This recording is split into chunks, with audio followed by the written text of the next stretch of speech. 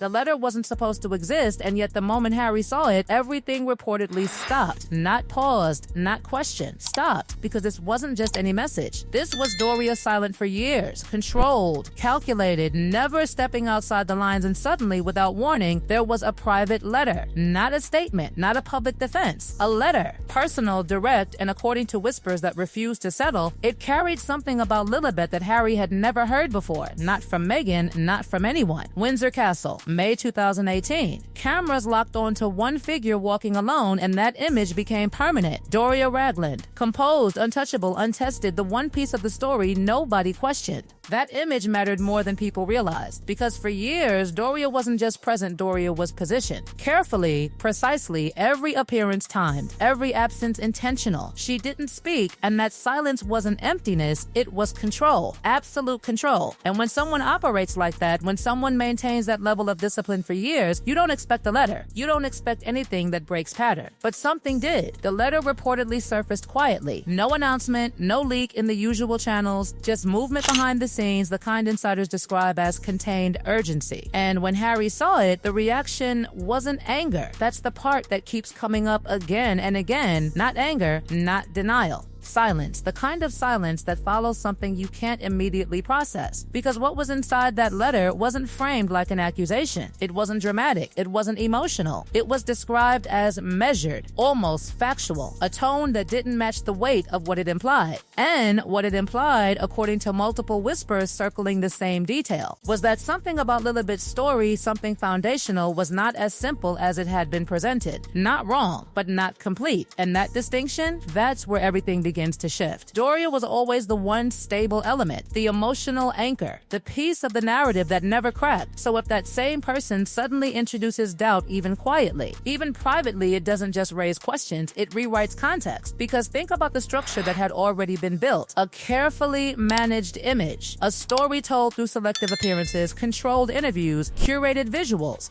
Doria at the wedding, Doria in the documentary, Doria as the quiet force behind everything. No contradictions, no noise, no deviation.